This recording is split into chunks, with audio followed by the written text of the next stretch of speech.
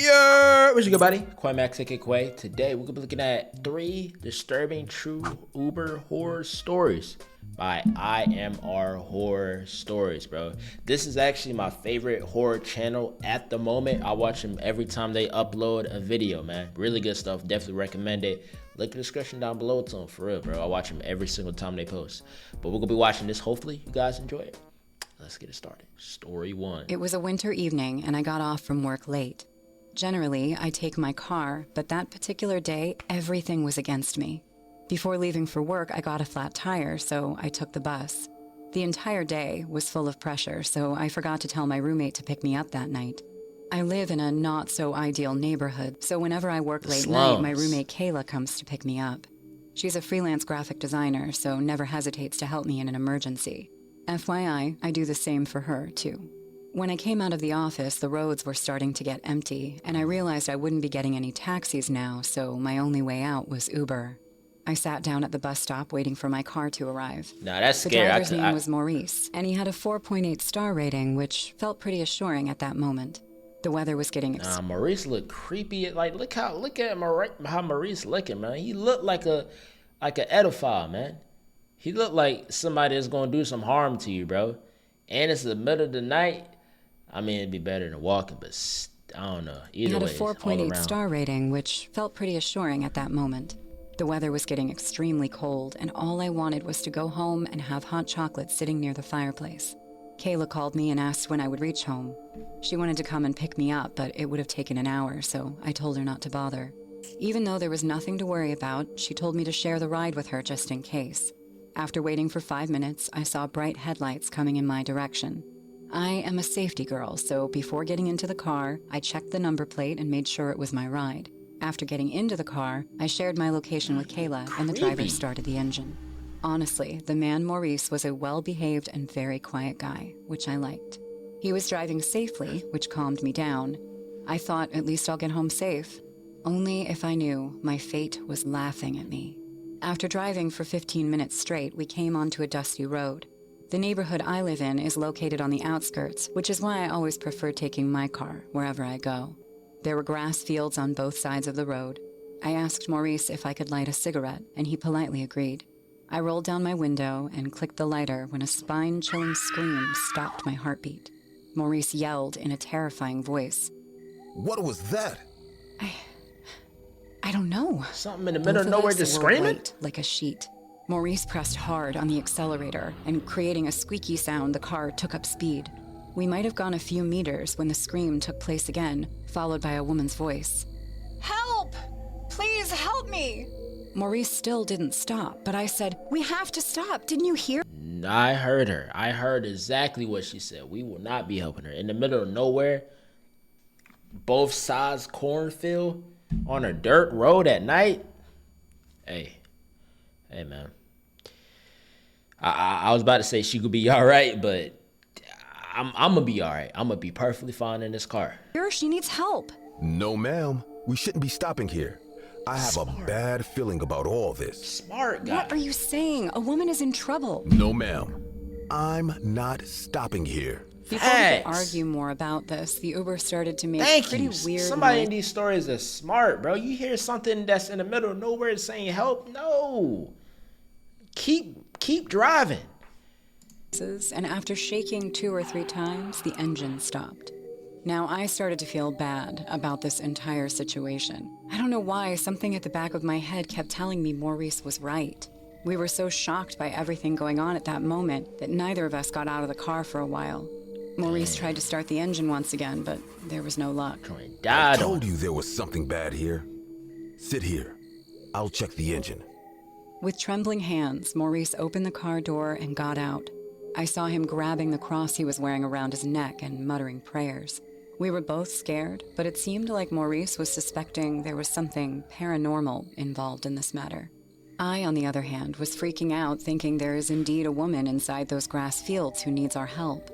But Maurice's behavior was scaring me too, so I decided it would be better if I just call the cops. As I took out my phone to dial 911, I saw there was no signal. Dang. I was going to tell Maurice to do the same when I heard a rustling sound in those grass fields. I followed the sound, and the vast grass field just stood in front of my eyes, right under the night sky. There was no one, just the unending horizon. The sounds of crickets, followed by howling wind, spooked me a bit. Suddenly, a chunk of grass started rustling like crazy, and soon I could see something rushing at the car. Whatever was hiding in that grass field was running at us at full speed, and I screamed, "Maurice, get in the car!" He turned in the same direction as that running sound, but before he could take a single step, something came out from that bushy field and lunged on Maurice, making him scream for his life, and then everything went quiet. What the the car bonnet heck? was obstructing my view, but I was sure whatever jumped on Maurice was now sitting in front of the car. After a moment of silence, I heard bones snapping. There was also another sound that seemed like flesh tearing. Paralyzed with fear, I slowly came out of the car and tried to peek. I thought it must be a wild animal, but what I saw scarred me for life. A woman with long black hair was sitting over Maurice and digging up his entrails from his cut-open stomach. His eyes were bulging out in fear, which tells me he died a painful death. A gasp of breath came out of me as I choked in. And you tried to say, like, bro, you should have stayed in the car, ma'am. Tell me some, bro. I don't care who in them cornfields talking about help, bro. I don't care what they saying. I'm going.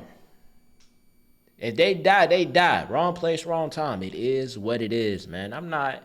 And the fact that you seen something leap up, look like it was 10 feet in the air, land on him, you hear bones breaking? It says stay in the car. Fear, and the woman turned her face toward me.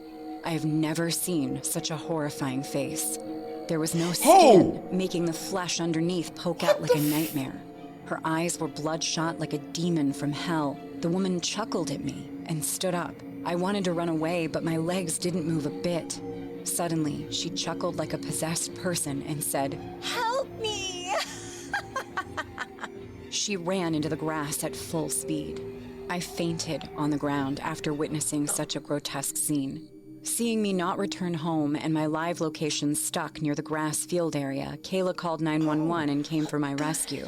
The cops found me unconscious and Maurice dead. But the story doesn't end here. That's crazy. Just ripped him up, opened his chest like that, his intestines out. Nah, that's crazy. I don't know how. The next day, when I woke up in the hospital and told the cops about this woman, they all kept staring at me in disbelief. Without wondering about who that woman could be, the cops gave me bizarre news that swept the ground beneath my feet. After rescuing me and taking Maurice's body from the scene, they were going through the car and found something unthinkable in his trunk. There was a dead body of a woman in the trunk of his Uber. She had long black hair, and her face was cut off. They searched his house and found out this woman was his wife, whom he murdered before coming to pick me up. Not knowing what to do, he carried the body with him, thinking he would dump it on the way. The cops ruled this case out as an attack made by some wild animal, but I know what I saw that night. Now, when I think about this, I feel like the reason Maurice didn't want to follow that woman's voice was that he recognized it in the first place. He knew it was his dead wife screaming for help, and that's why he started praying to God, expecting something paranormal to take place. People who believe in spirits say that those who die with unfulfilled wishes often come back. So was it Maurice's dead wife who came back for revenge? That's crazy. She or was jumped it up in something the air like else that. still lurks in that bushy grass field? Nah, bro. So that sounds like that's his fault. He killed his wife, skinned her face off. Nah, that's his fault, bro. That's his fault. That's why he was acting the way he was. Okay. Still, I'm still staying in the car, bro. I'm staying in the car. I'm my life come first, bro. Fight or flight situation, bro. My life comes first, bro. Man, that was funny how they had her running through the fields and jumping up high in the air like that, like she's some type of gymnast, bro. That was funny. Story number 2. I got a really shitty SUV from my uncle on my 21st birthday. I hated it because it was huge and bulky. To me, it looked like a family car, and I told myself that it wasn't really what a 21-year-old should be driving. Yeah. So I decided to use it as an Uber driver to make some money to get a flashy sports car. So I cleaned it up, made sure it was in good condition, But a and Subaru? once everything was checked out, I began driving as an Uber XL driver. As being an SUV, I could use the car to carry more passengers and make more money. I worked my butt off all through the summer, and after a while, I was finally able to get all the money I wanted. I just needed 2 more rides to reach my goal. Yes, sir. It was on a Sunday, on a sunny afternoon, About to get the when I Tesla. got a ride request to carry 5 people. I quickly accepted, and on my way to pick up the first person, I looked at the destination and saw that they were all going to the outskirts of the city, which was by the forest path. It was weird as I began to wonder what 5 people were going to be doing all the way out there surrounded by nothing but the forest. But the thought of getting paid and cruising in a new car removed all my curiosity, so I drove on with a smile on my face. I remember rolling up to pick up the first passenger. She was an elderly woman who wore a dark robe with short sleeves. Dark robe. She was also putting on dark makeup on her face, so it gave her a gothic look. Goth? Come on, bro. Forest area, robe, gothic, black. Come on, bro. They about to, bro.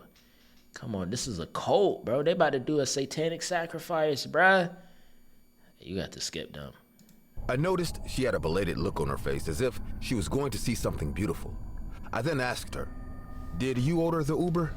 She said nothing as she just nodded her head in response. She looked pretty elderly, so I got out of the car to open the door for her. As she walked in, I noticed that there were numerous scars on her hands and arms, but I didn't say anything about it. When she had settled in, I got back into my car and continued the journey. Nah, that's creepy. The car was weirdly quiet as the elderly woman didn't say a single word on the way to pick the next passenger. The second passenger was a woman in her 20s, and she too donned a similar black robe to the one the old woman was wearing. Come on, bro. She also had the dark makeup, gothic look, with similar scarring on her hands and arms. When she got into the car, she looked at the elderly woman and said, Greetings, follower. and with that, nothing but silence followed. What?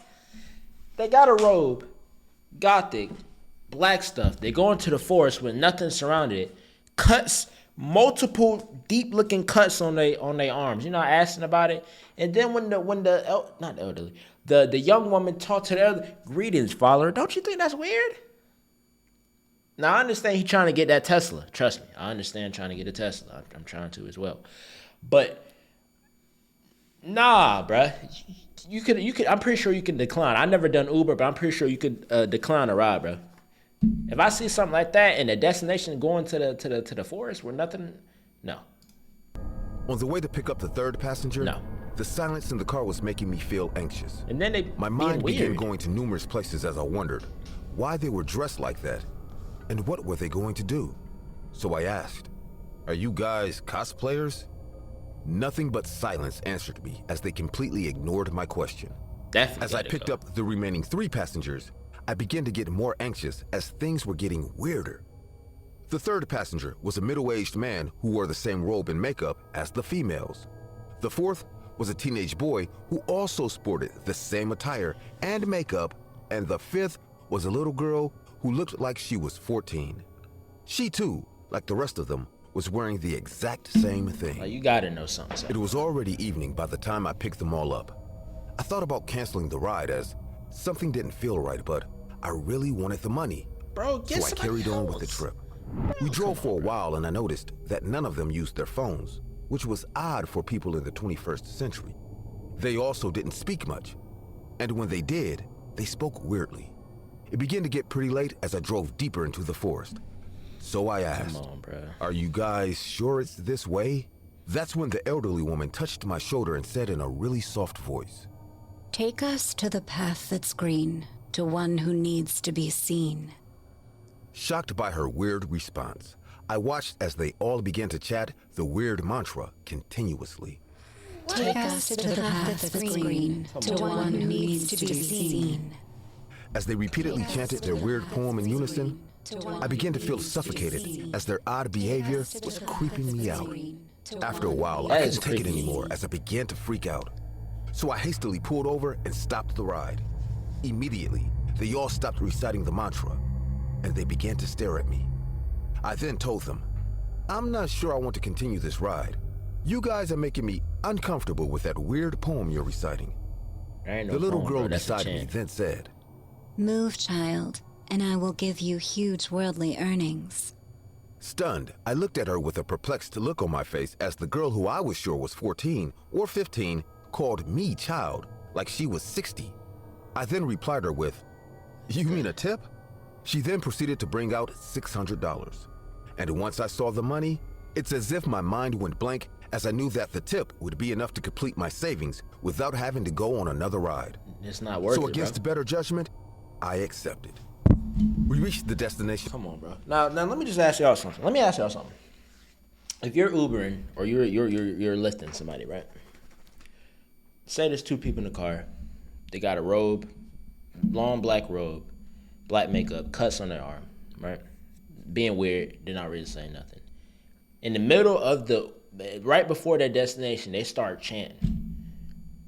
Are y'all still gonna take them, bro? Even if they give y'all a $5,000 bonus, if they say if you go, we'll give you $5,000. Y'all going? I know for me, I'm not going, bro.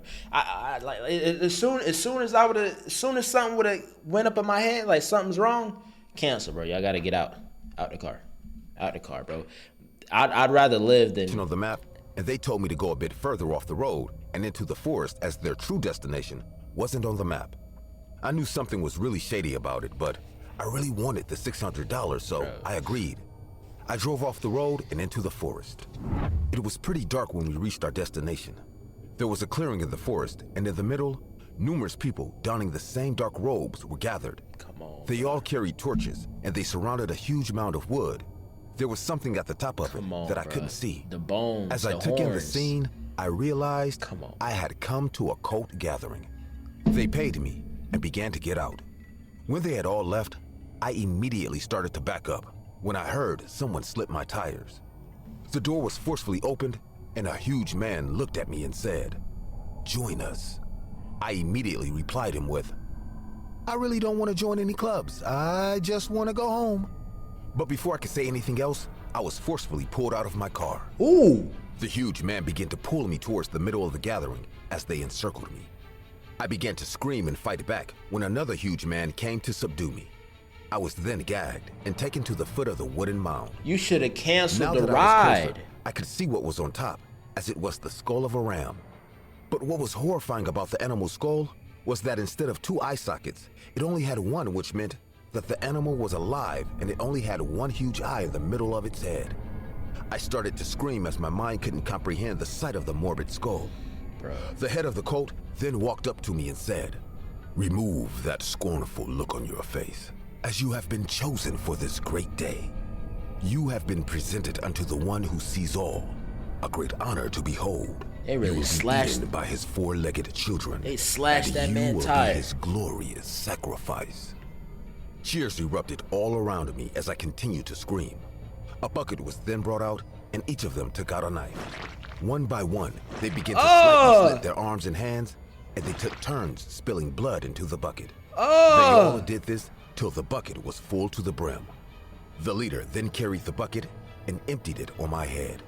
What? I screamed and struggled, but they That's held me down. disgusting. I watched the two huge men come towards me with huge sticks, and they began to continuously strike my legs. The pain was unbearable as I felt and heard my legs break. They stopped when they were sure I couldn't move, and one by one, I watched as they all left me there in the darkness. I knew it was only a matter of time before the blood that was poured on me attracted the dangerous forest animals. I Dang. could already hear the howling of wolves in the distance. I didn't want to die, so I began to frantically look around, and out of the corner of my eye, I could see the silhouette of my SUV. I noticed the door I was pulled out of was still open. I never in a million years thought that seeing the car I thought was ugly would give me so much hope. I told myself That's it wasn't crazy. that far, so I began to crawl towards it. Till today, I don't know how I did it, but I mustered all the strength I could, and I started to crawl. As I crawled on the floor, I felt a whole world of pain. I felt the stones dig into my belly. I felt the ants and mosquitoes feast on my flesh, but I didn't give up. I eventually reached the SUV, and I pulled myself into the driver's seat. I managed to stay the night in the safety of the SUV, and in the morning, I was found by a hiker who immediately called 911. Wow. I woke up in the hospital, surrounded by my family and the That's cops. crazy. The cops then told me I had a run-in with a notorious cult called the Followers of the One Who Sees. They said the cult was over 100 years old, and I was lucky enough to be alive. An investigation was then opened to find the ones responsible. When they were done with questioning me, the doctors then told me that my legs were broken, not shattered, so with time, I'd heal and walk again. It's been 3 years since this happened. I didn't get the flashy car I wanted, as I kept the SUV that basically saved my life. I've been working through the trauma, but till today, I can never forget that day. And sometimes, when I close my eyes, What? I still see a one-eyed ram staring right at me. Bro. What? That's crazy. That's an insane story. Fire story. Crazy stuff. So you went through all that just to keep the car? You kept the car where you got snatched up, poured blood on, and beat on? You went through all that just to not get the Tesla, bro. You could have got the Tesla X model. You stayed with the Subaru? Brother might be dumb, bro. Brother just might be a little on the slow side. Cause there's just no way, especially something like not, cause now the Subaru is tied to that traumatic experience of you having them driving those cult members, and they dragging you up out and leaving you for dead, bro. Trying to make you to a sacrifice, bro. And how did you not know? Like as soon as I see them, the robe, like I said, all the black stuff, and then their destinations in the forest where you know there's nothing there, nothing but vegetation and grass. Come on, bro. Story number 3. This is a story of Uber driver Jason Dalton, who was just another man living a common life until he changed forever. This must be real. Dalton was raised in Greenfield, Indiana, and went to middle and high school in nearby Charlottesville. Dalton married wife Carol in 1995, and the couple had 2 children together, aged 10 and 15 at the time of this incident that you are about to know. Dalton was generally described as a nice guy and a good family man, though it was reported that he had been acting depressed. On 20th February 2016, Dalton began his day like everyone else. It was a Saturday, and no one anticipated the upcoming storm in Jason's mind. While his wife of 20 years went out with their 15-year-old son and their 10-year-old daughter, Dalton, 45, took their German Shepherd, Mia, for a walk, then ran errands for a couple of hours with a friend, Brian. Afterwards, he told Brian that he might take a nap, then go to work. The Daltons were doing fine, but he liked the idea of making some extra money. The plan was to take his family to Disney World. So, after the nap, Dalton came out of the house, got into his Uber, and started the shift of the day. He brought his dog, Mia, to work. His first ride was a female college student who refused to get in the car because of the dog. His ride with her couldn't be successful, so Dalton moved on with the next ride request, which came from a man named Matt Mellon. But Matt was okay about it, even though the act of bringing your dog to an Uber shift felt weird to him. It was a beautiful Saturday afternoon, so he figured maybe they'd just been for a walk. Matt got in the front passenger seat, and Dalton started the ride. Mellon was headed to a friend's house to pick up his car, which he'd left there after a birthday party the previous night. He and Dalton chatted a little to begin with. Small talk, nothing unusual. They were driving by the road when Dalton's phone rang. His phone was connected with the car Bluetooth, so Mellon could hear the call, but he didn't pay much attention. The call was actually from his son, who was using his wife's phone. The little kid asked if his dad could pick up chicken dinner on his way home, and that's all they talked about. But as soon as Dalton hung up the call, his behavior changed all of a sudden. He hammered the gas pedal and started driving crazy. Whatever the real trigger, Dalton's behavior became unhinged. What? He sped into an oncoming traffic lane, What? blew through a stop sign, and violently swiped a Ford Taurus. But as he did so, he reacted as though nothing had happened, like his driving was in the riskiest way. What? There was a possibility he could crash or meet an accident any time, but his face was calm and cold. What's wrong with him? Terrified with his outrage and psychotic behavior, Jump out Matt started shouting and panicking. Dude, you hit that car. You just hit that car. I didn't hit anything. Now Mellon was out of his mind, seeing Dalton react as if nothing happened. How He did that started just switch pleading like to him that? to stop the car, but Dalton sat like a statue. Dalton wouldn't stop. Bro, you gotta He jump out shot the through car, some bro. more lights and repeatedly swerved onto the wrong side of the road. In the back, Mia got down on the floor and hid, trembling in fear. And yet, the whole time, Dalton showed no outward signs that anything unusual was happening. Please, just let me out. Please, just let me out. Mellon screamed again. Well, don't you need a ride to your friend's house? Not anymore. This man crazy. Let me out. Let me out. Realizing Dalton is not going to stop like this, Mellon noticed houses on the side of the road. An idea came to his mind. He started indicating other houses, saying that's where he had to go.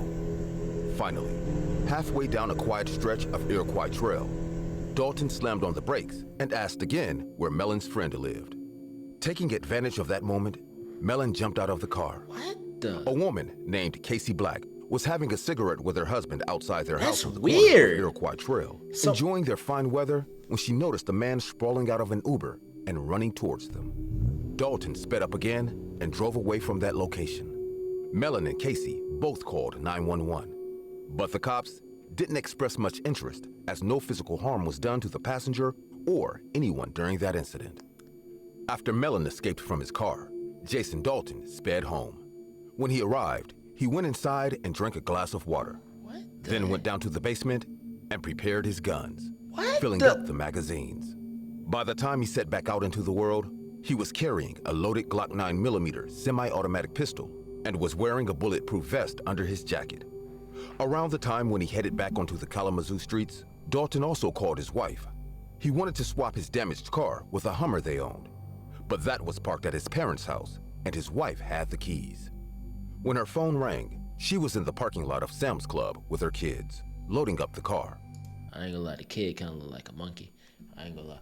But just off of the call about getting something to eat on the way home, trigger him to lose his mind? How? It's just he was just normal. He was just normal the majority of the time, and then that one call he just snapped, and then he was just stone faced as he was driving the incoming traffic. That don't even make. Their son answered and relayed the message. Carol said she'd meet him at her parents' house. But Dalton didn't go straight there. Instead, he accepted a new fare. He went to the location, waited for his rider, but somehow lost his way. He was driving by a parking lot where he saw a woman and stopped near her. In a rusty voice, he asked, "Are you Missy?"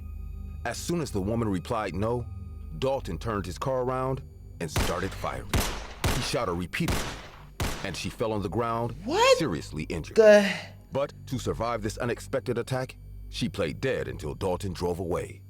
A neighbor found the injured woman and called 911. What? After the first shooting, Dalton again got on the road, driving like a madman. He just randomly start bussing. Then arrived at a Kia dealership in Kalamazoo, where another woman was standing with her father and son. They were shocked to see a car rushing nearby at full speed, and the driver coming out with a gun.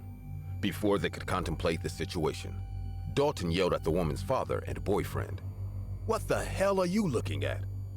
He didn't wait for their response and shot 16 times, fatally striking both males. Then he got into his car, leaving the two males bleeding on the ground and the woman screaming in terror. He then went to another restaurant where he shot 4 people to death and— Yo, what is he just going out? Yo. He just going out randomly shooting people. Bro, this is a insane. So he just out just blindly, just randomly just killing people for no reason. He was just perfectly fine before, but that call, I don't know how the call just triggered him about picking up some food on the way home. He just started catching bodies. Yo, now that's insane. and injured one badly. These shootings took about 1 minute before Dalton fled the crime scene. After getting the 911 calls from the Kia dealership, the police announced a manhunt to track down this active shooter before he killed more. Dalton reportedly continued to accept Uber fares. Dalton picked up 4 people and drove them to their hotel. During the ride, one passenger who had been hearing reports of the shooting spree jokingly asked Dalton, "Are you the shooter?" Dalton simply replied, "No."